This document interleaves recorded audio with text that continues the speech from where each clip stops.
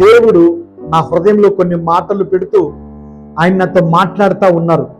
ఆ మాటల్ని నేను ఒక్కసారి బహుశ్రద్ధగా వింటూ, తండ్రి నాతో మాట్లాడుతున్న ఈ మాటల్ని పరిశుద్ధ గ్రంథం నుంచి నేను చూసినప్పుడు ఎంతో ఆశ్చర్యానికి నేను గురయ్యాను. ఎందుకంటే చాలా మంది అంటుంటారు, దేవుని సేవ చేయడానికి నేను ఒంటరి వాడిని, దేవుని సేవ చేయటంలో నాకు ఎవరు సహాయంగా లేరు, నాకు ఎవరు సహకరించట్లేదు అని బాధపడతా ఉంటారు. ఇదిగో నేను ఒక్కడిని ఈ దేవుని సేవ చేయగలనా, నేను ఒక్కడిని ఈ యొక్క పరిచయం నడిపించగలనా? మరి ముఖ్యంగా మినిస్ట్రీలో ఉండే ప్రతి ఒక్క సేవకుల కొరకు ఈ వర్తమానము. అయితే దేవుడు అంటా ఉన్నారు, ఈ మినిస్ట్రీలో నేను ఒక్కడిని చేయగలనా, నేను ఒక్కడిని సంఘాన్ని సమకూర్చుకోగలనా, నేను ఒక్కడిని దేవుని సేవ చేయగలనా, నేను ఒక్కడిని ఈ సంఘాన్ని ఎలా కూర్చుకోవాలి, ఎలా నేను ఆత్మల్ని నా దగ్గరికి తెచ్చుకోవాలి, ఎలా నేను దేవుని సేవలో ముందుకు వెళ్ళాలని కృంగిపోతూ బాధపడతా ఉంటారు. అయితే దేవుడు అంటా ఉన్నారు, ఇలాంటి వాళ్ళ గురించి దేవుడు మాట్లాడుతున్నారు. ఒకానొక సమయంలో ఈ బాధ నేను కూడా ఫేస్ చేశాను పిల్లరా. అయితే దేవుడు నాతో మాట్లాడుతూ ఉన్నప్పుడు ఇదిగో పరిశుద్ధ గ్రంథం నుంచి ఆయన నాతో నేరుగా మాట్లాడారు కొన్ని మాటలు. ఆ మాటల్ని మనము పరిశుద్ధ గ్రంథం చదువుకుందాం. చూడండి,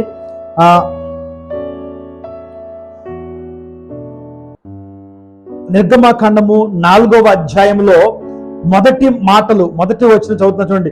అందుకు మోషే, చిత్తగించుము, వారు నన్ను నమ్మరు, నా మాట వినరు, యెహోవా నీకు ప్రత్యక్షము కాలేదందురని అని ఉత్తరం ఇయ్యగా, యెహోవా నీ చేతిలోనిది ఏమి ఉన్నదని అతను అడిగాను. చూడండి, మోషే దేవుడితో అంటా ఉన్నాడు, దేవా నేను వెళ్ళి ఇదిగో ఐగుప్తు దేశం నుంచి మిమ్మల్ని కనాను దేశంకి దేవుడు నడిపించాలని ఆశపడుతున్నాడు నా ద్వారా, కనుక మీరు రండి అన్నప్పుడు ఇదిగో వాళ్ళు నా మాట వినరేమో, నీవు నాకు చెప్పలేదేమో, నీ దర్శనము నాకు కలగలేదేమో, నీ యొక్క మాట ఇదిగో నేను వినలేదేమో, ఇదిగో నీ ప్రత్యక్షము నాకు కాలేదేమో, నేను నిన్ను చూడలేదేమో, అసలు దేవుడు అనేవాడు నీతో మాట్లాడా అని నాకు వ్యతిరేకముగా మాట్లాడతారేమో, ఏదైనా ఒక సూచన క్రియ నాకు చూపించిదేవా అని ఇదిగో మోషే దేవుడితో మాట్లాడుతున్నప్పుడు దేవుడు అన్నాడు, మోషే నీ చేతిలో ఏముందంటే, అయ్యా నా చేతిలో కర్ర ఉన్నదంటే ఆ కర్రని కింద పడేయమన్నప్పుడు ఆ కర్ర పాముగా మారింది.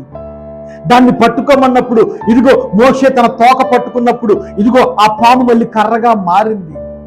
చూడండి, దేవుడు అంటే అప్పటి వరకు మోషేలో కూడా విశ్వాసము లేదేమో నేను అనుకుంటాను. హల్లెలూయా. మోషేలో కూడా విశ్వాసము లేదేమో, అందుకనే మోషే ముందు దేవుడు ఒక అద్భుత కార్యము చేయాలని చెప్పి తన చేతిలో ఉన్న కర్రని ఒక పాముగా దేవుడు మార్చాడు. భయపడక వెళ్ళు, నీ ప్రజలకి చెప్పు, నీ ప్రజలతో నువ్వు మాట్లాడు. ఎందుకంటే దేవుడు నీ ప్రజలని మోషేతో ఎందుకు అంటున్నారంటే, మోషేని దేవుడు నమ్మాడు కనుక. పరిశుద్ధ గ్రంథంలో ప్రజలు మోషే సినాయి పర్వతం మీదకి వెళ్ళినప్పుడు ఆజ్ఞల కోసం కింద ప్రజలంతా ఇదిగో ఒక దూడని, బంగారాన్ని పోసి దూడగా తయారు చేసి కింద వాళ్ళంతా దానికి ప్రార్థన చేస్తా ఉంటే దేవుడు మోషేతో అన్నాడు, మోషే కింద నీ ప్రజలు పాడైపోయారయ్యా, ఒక్కసారి కిందకి వెళ్ళమన్నప్పుడు చూడండి ఏమన్నాడు దేవుడు, మోషే నీ ప్రజలు పాడైపోతున్నారయ్యా అన్నాడు. నిజం కదా. దేవుడు మన మీద ఒక నమ్మకం కలిగి ఉంటే మనకు అప్పచెప్పిన బిడ్డల్ని దేవుడు నీ బిడ్డలుగా నిన్ను చూడమంటాడు. ఆయన వారు నా బిడ్డలు కాదు, ఓ సేవకుడా వాళ్ళు నీ బిడ్డలని దేవుడు చెప్తాడు. హల్లెలూయా.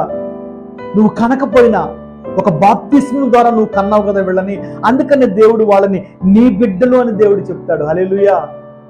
ఎందుకంటే వాళ్ళకి బాప్తిస్మం జరగలేదు కదా అని అనుకుంటావు. కాదండి, ఎర్ర సముద్రము దాటుతున్నప్పుడే దేవుడు సముద్రము ఈ మీదుగా తీసుకెళ్ళినప్పుడే దేవుడు వారి మీద బాప్తిసాన్ని పెట్టాడు ఆయన. హల్లెలూయా. ఆ నీటి ద్వారా నడిపించాడు ఆయన ఆరింది నెల మీద. నా ప్రియమైన సహోదరి సహోదరులా, ఇదిగో మోషే దేవుని దగ్గర నిలబడి, దేవా నా మాట వినరేమోనయ్యా, ఎందుకు అంత బాధగా అంటున్నాడంటే ప్రజల హృదయం మోషే తెలుసు. ప్రజల యొక్క మాట, ప్రజల యొక్క హృదయాలు ఎలా ఉంటాయో మోషేకి తెలుసు కనుక అందుకే మోషే భయపడతా ఉన్నాడు. అందుకే దేవుడు ఏం చేశాడంటే, మోషే నువ్వు భయపడక, నీ ముందు నేను ఒక అద్భుత కార్యము చేశాను కదా, నీ చేతిలో ఉన్న కర్రను నేను పాముగా మార్చాను కదా, మరి అదే పామును మళ్ళీ కర్రగా మార్చాను కదా, అద్భుతాలు చేసేవాడిని నేనయ్యా, నువ్వు భయపడక మోషే, నువ్వు భయపడక, నేను నీ వెంట నేను ఉంటాను కదులు అని మోషేతో దేవుడు అన్నాడు. మినిస్ట్రీ చేయాలనుకున్న ప్రతి బిడ్డ కొరకు ఈరోజు దేవుడు మాట్లాడుతున్నాడు. భయపడకండి, దేవుడు మీకు తోడై ఉన్నాడు. చాలా మంది మాట్లాడుతున్నారండి, ఇదిగో మినిస్ట్రీలో చాలా మంది నేను చేయలేనేమో భయపడతా ఉంటారు, బాధపడతా ఉంటారు. కాదు, నువ్వు చేయగలవు, నువ్వు మినిస్ట్రీ నడిపించగలవు. దేవుని సేవలో నువ్వు ప్రతి బిడ్డని సమకూర్చగలవు, తీసుకురాగలవు, కూర్చోబెట్టగలవు, నువ్వు వాక్యం బోధించగలవు. ఆత్మను నింపుకొని నువ్వు నీ బిడ్డల్ని సంరక్షించి మంచి మేతతో ఆ గొర్రెలను నువ్వు పోషించగలవు. నువ్వు చేయవలసిందల్లా ఏంటంటే దేవునికి లోబడటం, దేవుని దగ్గర నువ్వు ఆయన స్వరం వినే స్థితిలో ఉండటం మాత్రమే. మోషేతో దేవుడు అంటా ఉన్నాడు, మోషే నువ్వు నడవగలవు, నువ్వు చేయగలవు, నువ్వు ఆత్మను రక్షించగలవు, నువ్వు వాడిని కనాను దేశం నడిపించగలవు అన్నప్పుడు, అయ్యా నేను నోటి మాట లేని వాడిని కదా, మాంద్యము కలిగిన వాడిని కదయ్యా అన్నప్పుడు దేవుడు అంటా ఉన్నాడు. చూడండి, ఇదే నిర్గమాకాండము 4వ అధ్యాయం 10వ వచనం చూడండి. మోషే అంటున్నాడు, మోషే అంటున్నాడు, అప్పుడు మోషే, ప్రభువా ఇంతకు మునుపైన నేను నీ దాసులతో మాట్లాడినప్పుడే నేను మాట నేర్పరిని కాను, నేను నోటి మాంద్యము నాలుక మాంద్యము గలవాడని యెహోవాతో చెప్పగా. ఏమంటున్నాడు ఇక్కడ మోషే ఏమన్నాడు దేవునితో, దేవా నేను ఎప్పుడు ఇంతకు ముందు మాటకారిని కాదయ్యా, నేను ఎక్కడా లొడలడా గబగబా మాట్లాడిన వాడిని కాదయ్యా, నేను నా నోటి మాటతో నేను మాట్లాడిన వాడిని కాదయ్యా, నా నోటి మాంద్యం కలిగిన వాడిని అయ్యా, నా నోరు ఎలాంటిదంటే నా నాలుక మందం కలిగిందయ్యా, నేను మాట్లాడలేనయ్యా అని మోషే దేవునితో అంటున్నప్పుడు యేసయ్య అంటున్నాడు చూడండి, యెహోవా మానవునకు నోరిచ్చిన వాడు ఎవడు కదా, మనకు నోరిచ్చింది ఎవడు? దేవుడే కదా. మూగవాణినే గాని, చెవిటి వాడినే గాని, దృష్టి గలవాడినే గాని, గ్రుడ్డివాడినే గాని పుట్టించిన వాడెవడు? నేనే కదా. హల్లెలూయా. దేవుడు అంటామని చూడండి, యెహోవాను నేనే కదా, కాబట్టి వెళ్ళుము, నేను నీ నోటికి తోడై ఉండి నీవు ఏమి పలకవలసింది నీకు బోధించదునని అతనితో చెప్పాను. చూడండి, దేవుడు అంటా ఉన్నాడు, మోషే ఎందుకు నువ్వు బాధపడుతున్నావు, నువ్వు ఎందుకు దిగులు పడుతున్నావు? భయపడొద్దు, దిగులు పడొద్దు.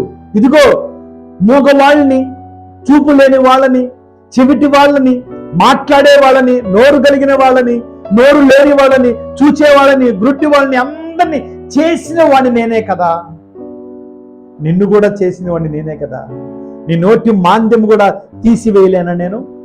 భయపడక నేను నీకు తోడై ఉన్నానని దేవుడు మోషేతో మాట్లాడుతున్నాడు. ఓ సేవకుడా, దేవుడు నీతో కూడా మాట్లాడుతున్నాడు.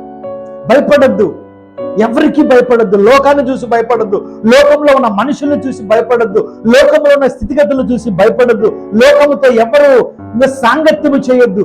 దేవుని పని నువ్వు జాగ్రత్తగా నువ్వు చేయగలిగితే చాలు, ఖచ్చితముగా దేవుడు నీతో మాట్లాడటం ప్రారంభిస్తాడు.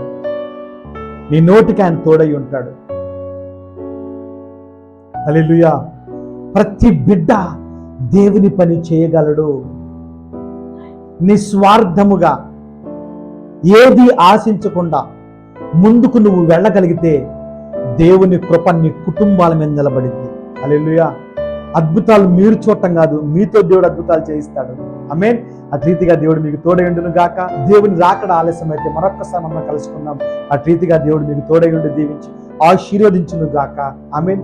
God bless you all.